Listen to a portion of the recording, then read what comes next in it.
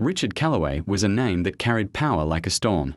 He owned skyscrapers, silenced competitors, and ruled every boardroom with arrogance sharper than steel.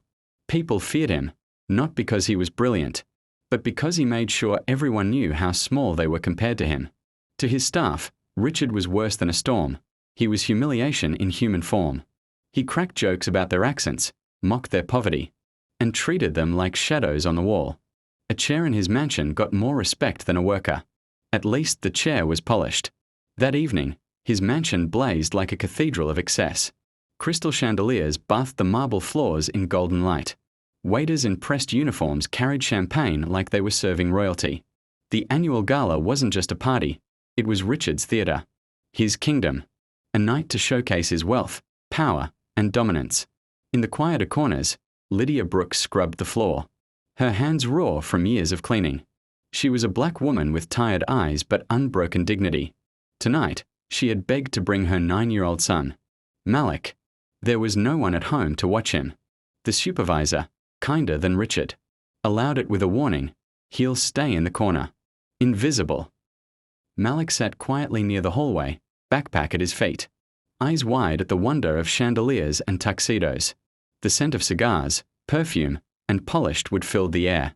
To him, this wasn't just a mansion, it was another world, a storybook where he didn't belong. But curiosity has its own gravity. From the lounge drifted the rhythmic click of chess pieces.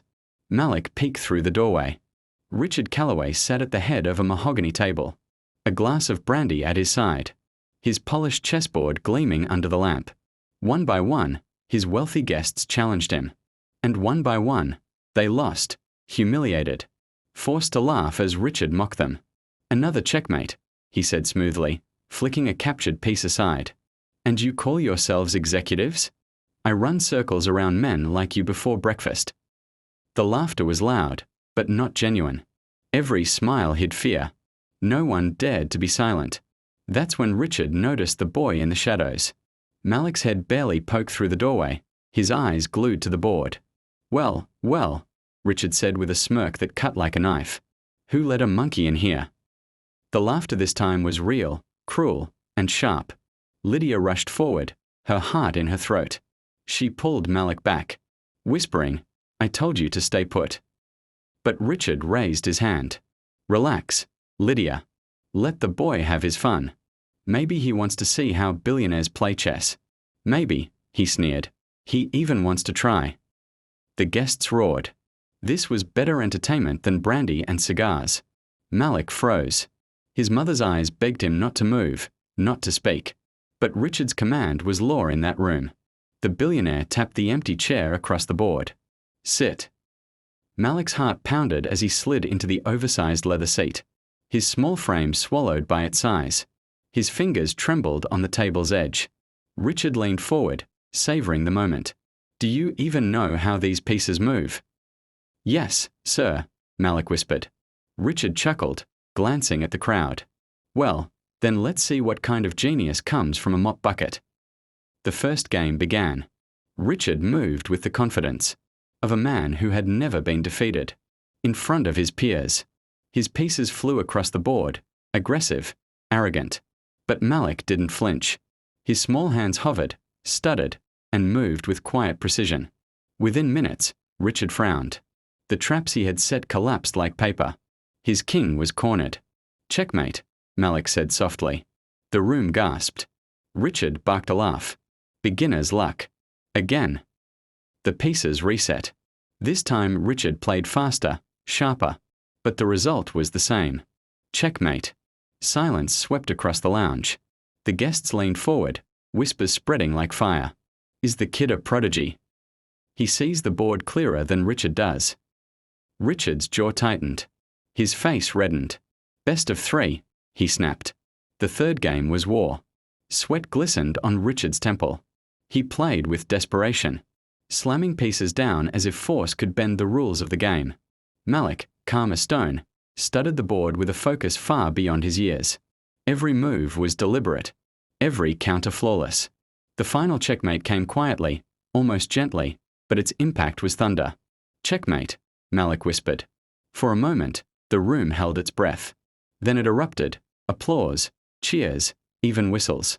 Phones appeared, recording the moment for the world to see. Lydia stood frozen at the doorway, her apron clutched in trembling hands, tears streaming down her face. Her son had just humbled the most powerful man in the city. Richard slammed his fist on the table, his face crimson. Again, he barked. But the crowd no longer obeyed him. They were laughing, not at Malik, but at Richard. Brilliance blinded by arrogance, one guest muttered. If he can't see a child's strategy, how can he lead ours? Whispered another. Richard's empire cracked that night, not in his skyscrapers, but in his reputation. The fear he once commanded had evaporated, replaced by ridicule. Malik slipped down from a chair, his small hands brushing the smooth edge of the chessboard. He turned toward his mother. Lydia knelt and wrapped him in her arms, pride and disbelief colliding in her chest. A silver-haired guest approached Malik, eyes kind. Son, he said warmly, a mind like yours deserves the world. If you want it, I'll see that you get the finest scholarship money can buy. Malik nodded shyly, clinging to his mother. Behind them, Richard sat frozen, his empire of arrogance, reduced to rubble by a 9-year-old boy with nothing but a sharp mind and steady hands. By morning, the video had gone viral. Headlines didn't call Richard Calloway a titan anymore. They called him what he had been made to look like, an arrogant man undone by a cleaner son. What began as cruelty ended as a lesson, and the boy mocked as a monkey had become the king of the board. Because arrogance falls, but brilliance, no matter where it comes from, always rises.